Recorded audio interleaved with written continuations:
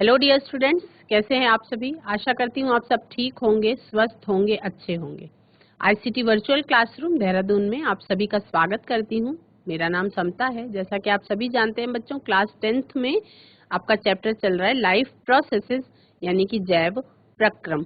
जैव प्रक्रम चैप्टर में मैंने आपको बताया था कि जीवन के लिए नेसेसरी 4 प्रक्रियाएं होती हैं जिनके बारे में आपको इस चैप्टर में पढ़ना है। पहला था न्यूट्रिशन, यानी कि पोषण।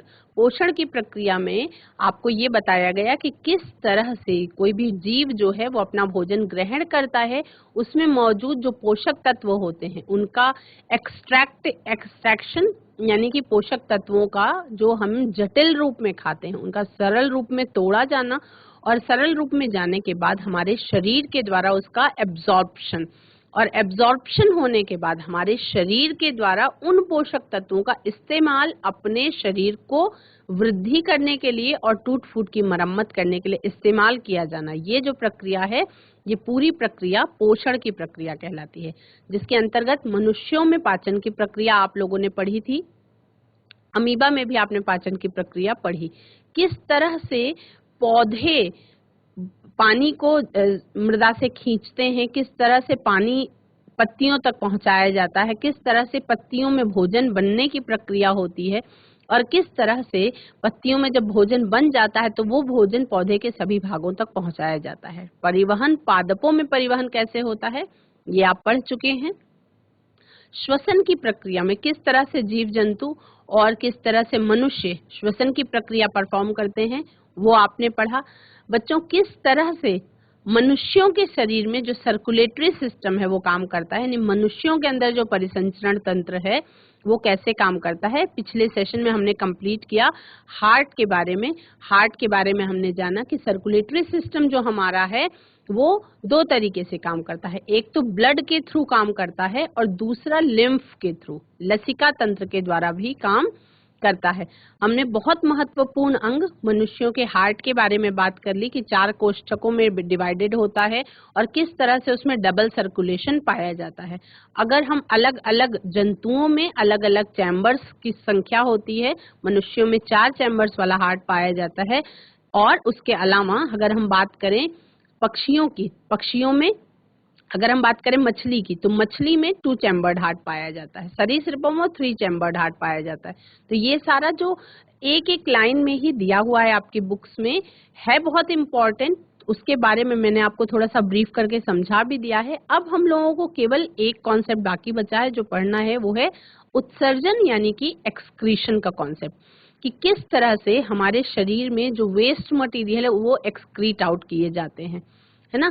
एक तो एक्सक्रीशन हमने बात करी थी कि जब हम श्वसन तंत्र हमारा जब काम करता है तो हमारे शरीर में जब कोशिकीय श्वसन होता है उसमें प्रोडक्ट के रूप में कार्बन डाइऑक्साइड बनती है जो ब्लड में घुल करके लंग्स, हार्ट के थ्रू लंग्स तक पहुंचती है और लंग्स के द्वारा एक्सक्रीट आउट कर दी जाती है हमारे नाक को। जो हम सांस छोड़ते हैं जिसको हम एक्सेल करना कहते हैं, उसमें कार्बन डाइऑक्साइड युक्त गैस जो है वो मौजूद उसमें होती है। और उस प्रक्रिया को समझने के लिए हमने एक चूने के पानी वाला प्रयोग भी करा था, जिसमें हमने दिखाया था आपको कि किस तरह से आपके फूंक मारने पर जो चूने का पानी है वो बहुत तेजी से दूधिया हो जाता है। तो अब आपको केवल एक्सक्रीशन पढ़ना है, उसके बारे में हम पढ़ेंगे, चलेंगे स्मार्ट बोर्ड की तरफ और उत्सर्जन को समझने का प्रयास करेंगे। बच्चों, जिस तरह से आपको चारों जैव प्रक्रम में, लाइफ प्रोसेसेस में आपको चारों जो प्रक्रियाएं हैं उनके बारे में पढ़ना है, तो बच्चों जब आप पढ़ रहे हैं, है ना, आपको समझ में क्या आ रहा है कि जो भी लाइफ प्रोसेसेस हैं, ये जो लाइफ प्रोसेसेस हैं ये इंटरकनेक्टेड हैं, आपस में जुड़े हुए हैं। मतलब एक प्रक्रिया के बिना दूसरी प्रक्रिया का होना संभव नहीं लगता और दूसरी प्रक्रिया के बिना तीसरी प्रक्रिया का होना संभव नहीं लगता, तीसरी प्रक्रिया के बिना चौथी प्रक्रिया का होना संभव नहीं लगता। तो इसको समझने के लिए, जैसे अगर हम खाना खा रहे हैं, है ना, तो जो भी खाना हम खा रहे हैं उसको ब्रेक डाउन होने की जरूरत है, उसके लिए हमें पाचन की आवश्यकता है। पाचन की आवश्यकता है, हमने खाना पचा लिया अब उस खाने का यूज हमारी बॉडी नहीं कर सकती है जब तक रेस्पिरेशन की प्रोसेस नहीं होगी। तो यानी कि भोजन का जो पाचन हुआ उसमें जो भी न्यूट्रिएंट्स हमने लिए उसको एब्जॉर्ब कर लिया हमारी बॉडी ने, लेकिन उन न्यूट्रिएंट्स को हमारी शरीर कैसे यूज कर पाएगी, तो उसके लिए हमें रेस्पिरेशन की जरूरत होती है। रेस्पिरेशन हो गया, ऊर्जा बन गई, एक एक कोशिका में ऊर्जा बनी। अब परिसंचरण कैसे हो, जो एक्सक्रीटरी मटेरियल कार्बन डाइऑक्साइड निकला वो बाहर कैसे जाए शरीर से, उसके लिए एक्सक्रीशन की जरूरत होगी। और किस तरह से कुछ चीजें हैं जो एक्सक्रीटरी सिस्टम में आती है। तो हमें मनुष्यों के एक्सक्रीटरी सिस्टम या उत्सर्जन तंत्र के बारे में बात करनी है। देखिए, कल हमने मनुष्यों के वहन तंत्र, परिसंचरण तंत्र के बारे में बात कर ली थी। तो परिसंचरण तंत्र में कुछ प्रश्न आपको करने होंगे, जैसे जो मनुष्यों में परिसंचरण तंत्र के कौन कौन से घटक हैं, उन घटकों के क्या काम हैं, क्यों, एक क्वेश्चन आ सकता है कि क्यों डीऑक्सीजनेटेड ब्लड और ऑक्सीजनेटेड ब्लड को अलग करना जरूरी है, जरूरी क्यों है, क्यों जो पौधे हैं, पौधों में जल का, पानी का और खनिज लवण का, मिनरल्स का वहन, परिसंचरण कैसे होता है, पादप में भोजन का स्थानांतरण कैसे होता है, ये सब आपको पिछले सेशंस में जो कॉन्सेप्ट पढ़ाया गया है उसमें आपको क्लियर हो गया होगा। अब हम चर्चा कर चुके हैं, आप बात कर चुके हैं, हम डिस्कशन भी कर चुके हैं इस बारे में कि जो जीव होते हैं वो प्रकाश संश्लेषण और श्वसन में जनित जो एक्सक्रीटरी मटेरियल होता है उससे कैसे छुटकारा पाते हैं। जैसे हमारे जो हमारी मेटाबॉलिक एक्टिविटीज होती हैं, जो उपापचयी प्रक्रियाएं होती हैं, उनमें नाइट्रोजनस पदार्थ जो हैं, हमने कार्बन डाइऑक्साइड का एक्सक्रीशन हमारी बॉडी से कैसे होता है उसके बारे में जान लिया है। जो नाइट्रोजनस पदार्थ हैं उनका एक्सक्रीशन हमारी बॉडी में कैसे होता है उसके बारे में जानना है हमें।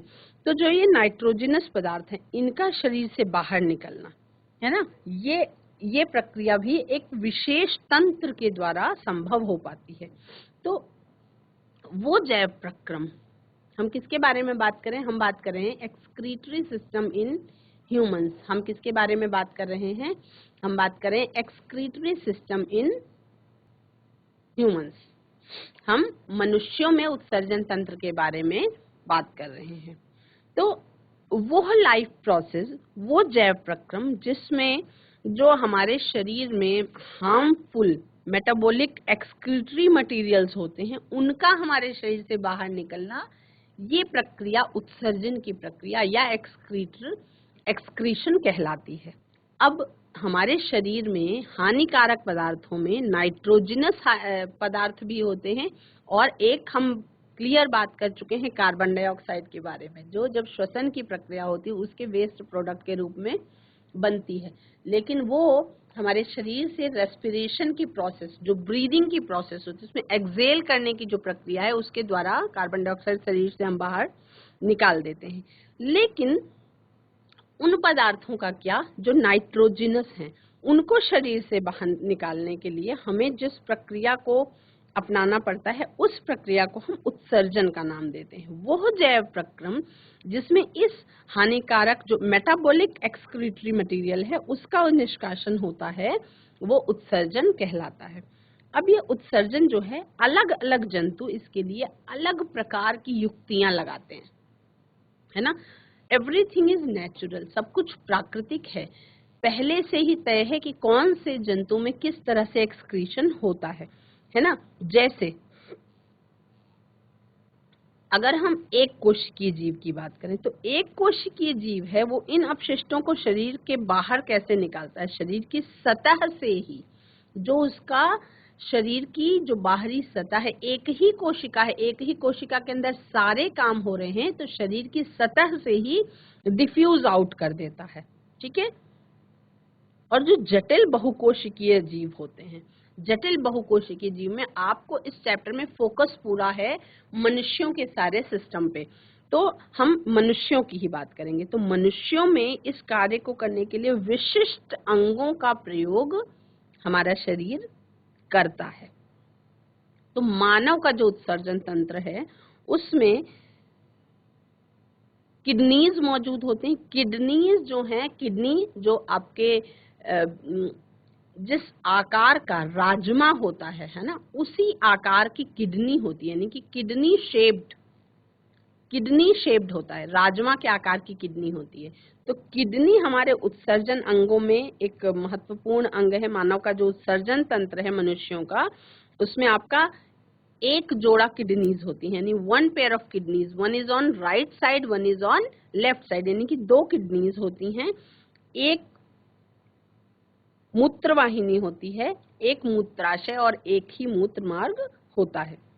तो जो ये वृक्क है, जो ये किडनीज है, ये पेट के अगर आप देख रहे हैं, अपना ही शरीर देखें तो पेट में जो रीढ़ की हड्डी होती है, रीढ़ की हड्डी के दोनों तरफ राइट और लेफ्ट साइड में ये प्रेजेंट होते हैं, है ना। अब किडनीज में जो ये यूरिन का फॉर्मेशन है, उसमें वो कैसे बाहर जाता है हमारे शरीर से, उसके बारे में हम बात करेंगे कि किस तरह से यूरिन तैयार होता है, उसका बनने का रीजन क्या है ना, क्यों यूरिन का बनना जरूरी है और यूरिन का एक्सक्रीट आउट होना हमारे शरीर से क्यों जरूरी है, उसके बारे में हम बात करेंगे। तो हम सबसे पहले सबसे इम्पोर्टेंट जो पार्ट है हमारे एक्सक्रीटरी सिस्टम का, वो है किडनीज, उसके बारे में हम बात करेंगे। बहुत ध्यान से इस चैप्टर को समझेंगे, इस वाले कॉन्सेप्ट को समझेंगे, ताकि हम आगे बढ़ें।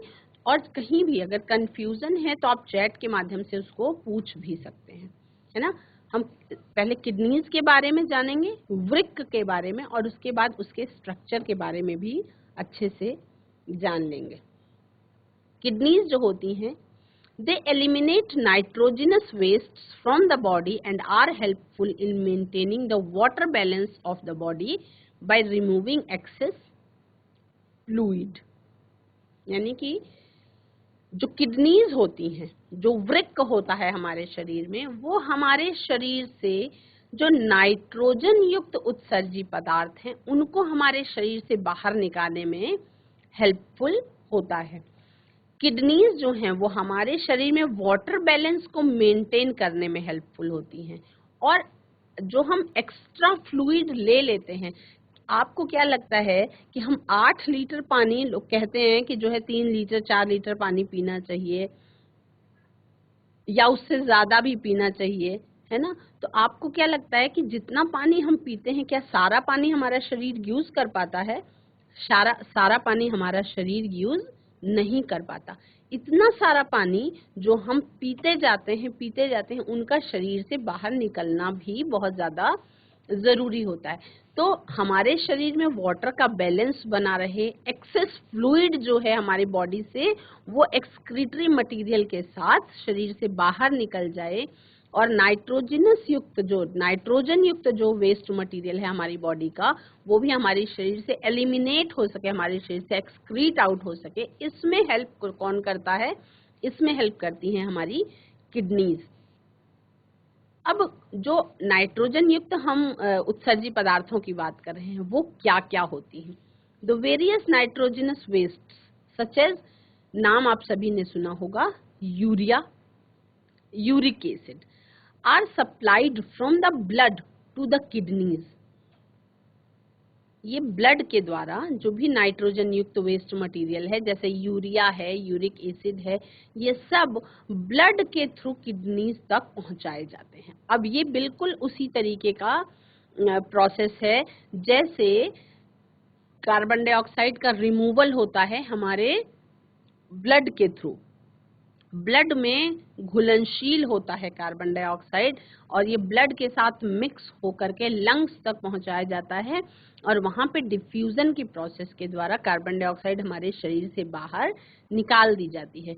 तो ये जो प्रक्रिया है, ब्लड के थ्रू जो नाइट्रोजनस पदार्थ हैं, आपका यूरिया या यूरिक एसिड, ये सब ब्लड के थ्रू किडनी तक सप्लाई किए जाते हैं, है ना। तो हम ये कह सकते हैं कि जो बेसिक फिल्ट्रेशन यूनिट है, जो basic filtration unit of excretory system है, वो किडनीज के अंदर प्रेजेंट होता है। जो बेसिक फिल्ट्रेशन यूनिट है, आप सभी ने सुना होगा कि हमारे शरीर का जो फिल्टर वाला पार्ट है, हमारे शरीर का जो फिल्टर वाला पार्ट है,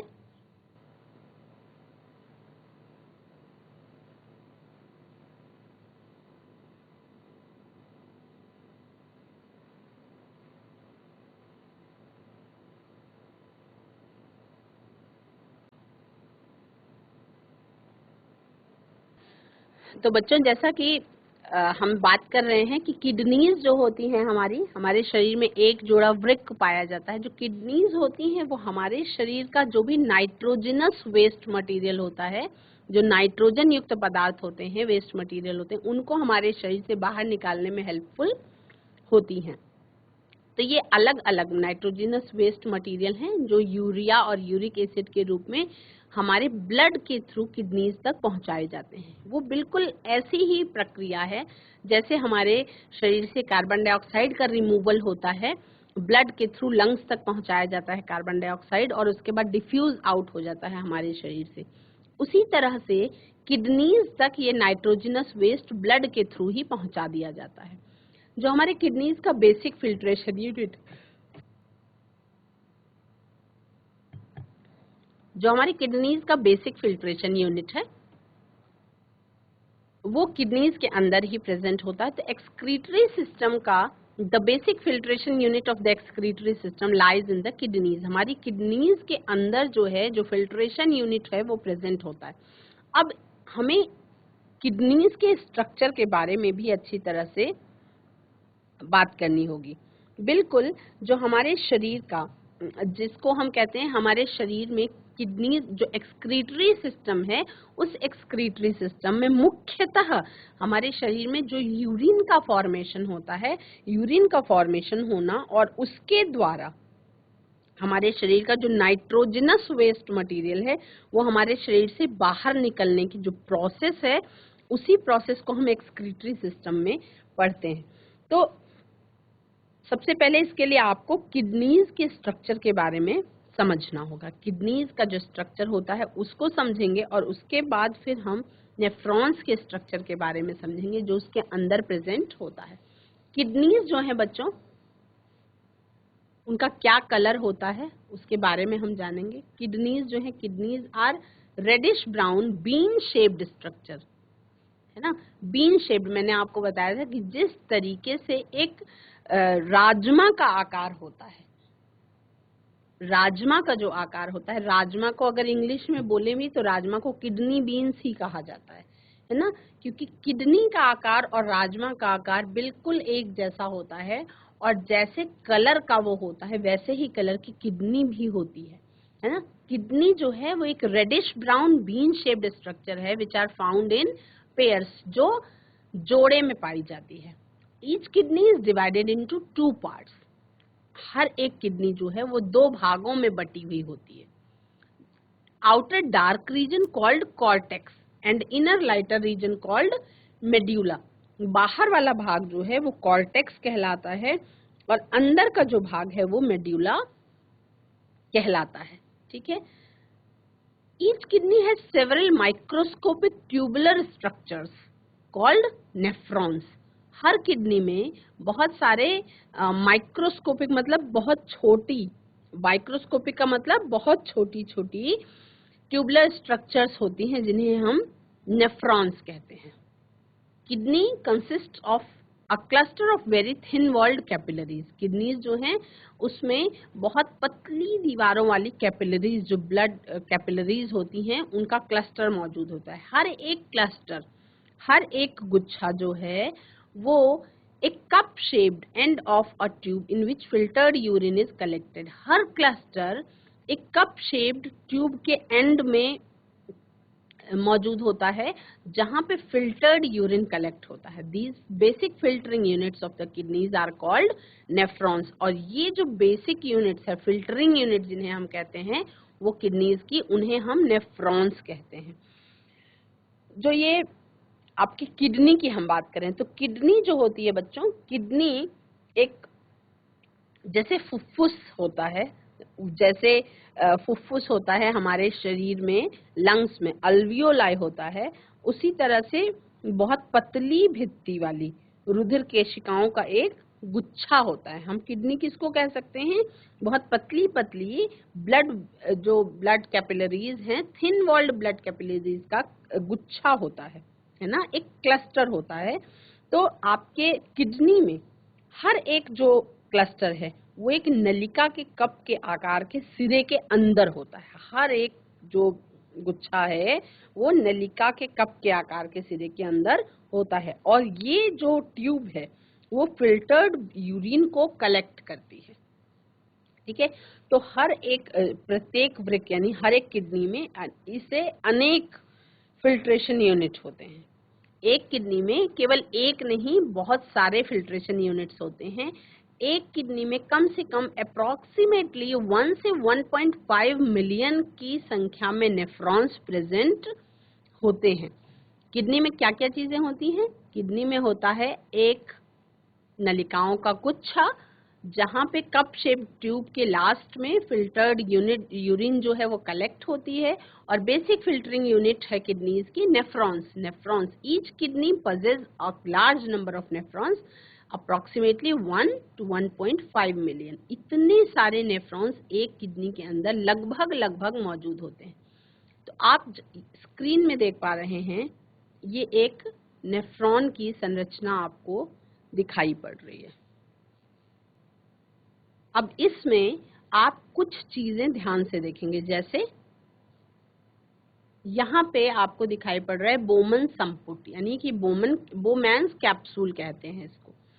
ठीक है, वृक्क की आपकी ये धमनी वाली शाखा एफरेंट आर्ट्रियोल, ये इफरेंट आर्ट्रियोल है। ये प्रॉक्सिमल कन्वोल्यूटेड ट्यूब्यूल है, ये डिस्टल कन्वोल्यूटेड ट्यूब्यूल है। संग्राहक वाहिनी है और वृक्क धमनी है ना। लूप ऑफ हेनले का लूप भी इसी में है। ठीक है, तो ये स्ट्रक्चर डायग्राम सभी बच्चे बनाएंगे, इसके बारे में हम थोड़ा सा अच्छे से जानेंगे।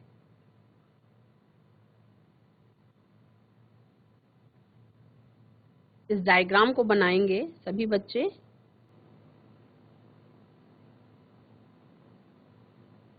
अब इस डायग्राम में आप देख रहे हैं बच्चों कि जो आपका एक नेफ्रॉन का स्ट्रक्चर आपको दिखाया गया कि नेफ्रॉन्स आपका बहुत पतली पतली ट्यूब्यूल्स से बना हुआ एक फिल्ट्रेशन यूनिट है, जो हर एक किडनी में लगभग 1 से 1.5 मिलियन तक की संख्या में पाया जाता है।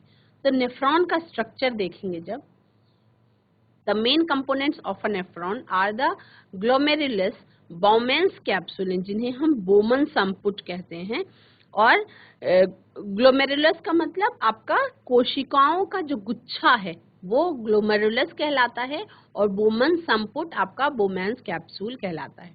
और एक रीनल ट्यूब, एक लंबी रीनल ट्यूब होती है जिसे हम संग्राहक वाहिनी कहते हैं। तो ये तीन चीजों से मिल करके हमारा नेफ्रॉन जो है वो कंप्लीट होता है। The main components of a nephron are the glomerulus, Bowman's capsule and a long renal tube. The blood enters the kidney through the renal artery.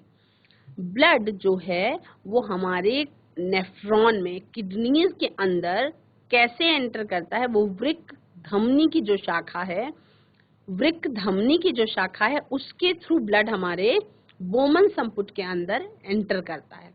ठीक है, which branches into many capillaries, the blood enter the kidney through the renal artery. renal artery के through blood enter करता है, क्योंकि blood के अंदर ही क्या मौजूद है? नाइट्रोजनस वेस्ट मटेरियल, जिसको हमें शरीर से बाहर निकालना है।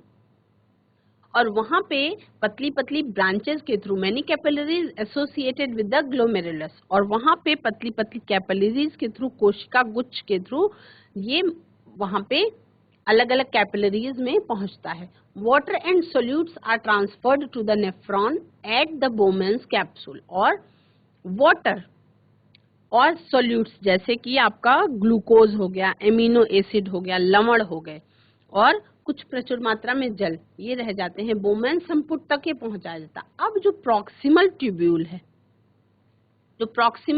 है, some substances such as amino acids, glucose and salts are selectively reabsorbed, यानी ये फिर से चयनात्मक रूप से वहां पे रीएब्सॉर्ब किए जाते हैं, और unwanted molecules are added in the urine और जो अनवांटेड मॉलिक्यूल्स हैं या जिसे हम एक्सक्रीटरी प्रोडक्ट कहते हैं, जिनकी हमारे शरीर को जरूरत नहीं है, वो यूरिन में ऐड कर दिए जाते हैं। The filtrate then moves down into the loop of Henle. उसके बाद जो छना हुआ लिक्विड है वो आपका लूप ऑफ हेनले की तरफ मूव करता है। लूप ऑफ हेनले जो नीचे की साइड में घुमाव था, इन विच मोर वाटर इज एब्जॉर्ब, जहाँ पे और पानी जितनी हमारे शरीर को जरूरत है उतना एब्जॉर्ब कर लिया जाता है। From here the filtrate moves upwards into the distal tubule and finally to the collecting duct. This duct collects urine from many nephrons. अब इसको समझने का प्रयास करेंगे। यहाँ पे ये है ग्लोमेरुलस, जिसे हम कोशिका गुच्छ कहते हैं, ठीक है। बोमन संपुट क्या करता है? ये आपका बोमन संपुट है, यानी कि बोमेंस कैप्सूल है। यहाँ पे जो ये आर्टरीज है, इस आर्टरी के थ्रू ब्लड जो है ग्लोमेरुलस तक पहुंचाया जाता है, ठीक है। यहाँ पे पहुंचाने के बाद बहुत सारी वेसल्स के थ्रू क्या होता है, एमिनो एसिड्स का, ग्लूकोज का, कुछ सॉल्ट्स का, इनका एब्जॉर्प्शन किया जाता है। उसके बाद फिर से ये आगे बढ़ता है, बोमेंस कैप्सूल के बाद फिर से ये आगे बढ़ता है और फिर से एक बार और रीअब्जॉर्ब किया जाता है जो भी उसमें काम की चीजें हमारे शरीर के लिए। उसके बाद यहाँ पे ये लूप ऑफ हेनले में आ जाता है फिल्ट्रेट, और उसके बाद यहाँ से होते हुए ये कलेक्टिंग डक्ट जो है, इसमें जो आपका यूरिन है वो कलेक्ट होता है और इस जगह पे ये पहुंचा दिया जाता है। कहाँ पे? लूप ऑफ हेनले के बगल में आपको कलेक्टिंग डक्ट दिखाई पड़ रही है, संग्राहक नलिका दिखाई पड़ रही है, वहां पर ये पहुंचा दिया जाता है। The urine formed in each kidney then enters a long tube called the ureter. और उसके बाद यूरिन जो बनता है हर एक किडनी में, एक लंबी ट्यूब होती है जिसे हम कहते हैं यूरेटर, उसमें पहुंचाया जाता है। The ureters move the urine from the kidneys to the urinary bladder. Ureters क्या करते हैं? यूरेटर्स नाम की जो नली होती है, ये यूरिन को किडनी से यूरिनरी ब्लैडर तक पहुंचाने का। यूरिनरी ब्लैडर का मतलब कि मूत्र मार्ग से जो हमारे शरीर में यूरिन का फॉर्मेशन हुआ है, वो जिसको कहते हैं कि यूरिन की थैली, यूरिनरी ब्लैडर तक पहुंचा दिया जाता है। यूरिनरी ब्लैडर जो है बच्चों, आप सभी को पता है कि वो हमारे नर्वस सिस्टम के कंट्रोल में होता है ना। आप सभी को पता है कि मान लीजिए कभी भी आपको अगर यूरिनेट करने का मन करे तो आप चाहे तो कंट्रोल कर सकते हैं, है ना। तो कंट्रोल है आपका नर्वस सिस्टम के अंडर होता है, तो this helps us to control the urge to urinate. कभी कभी हमको बहुत जल्दी भी हो फिर भी हम कंट्रोल कर सकते हैं। ये क्यों होता है? क्योंकि ये हमारे ऐच्छिक जो मांसपेशियां हैं उसके कंट्रोल में होता है। बच्चों, आज की क्लास में आप सभी ने किडनीज के स्ट्रक्चर के बारे में जाना और नेफ्रॉन के स्ट्रक्चर के बारे में जाना। किडनी जो कि एक बीन्स शेप्ड स्ट्रक्चर होता है, मनुष्यों में जोड़े में पाया जाता है, यानी कि वन एक लेफ्ट साइड में और राइट साइड में। किडनीज की संख्या होती है 2, यानी कि एक जोड़ा। किडनीज के अंदर हमारी फिल्ट्रेशन यूनिट होता है जो बहुत सारे, जिन्हें हम कहते हैं नेफ्रॉन्स, और वो संख्या में लगभग 1 से 1.5 मिलियन तक एक किडनी के अंदर मौजूद होते हैं। ब्लड से जो भी नाइट्रोजनस मटेरियल है, जो नाइट्रोजनस वेस्ट मटेरियल है, उसको हमारे शरीर से एक्सक्रीट आउट करने के लिए किडनीज के फिल्ट्रेशन यूनिट की जरूरत होती है। आज के क्लास में इतना ही। अगले सेशन में हम इसके बारे में और अच्छे से जान लेंगे। That's all for today. Have a nice day. Take care.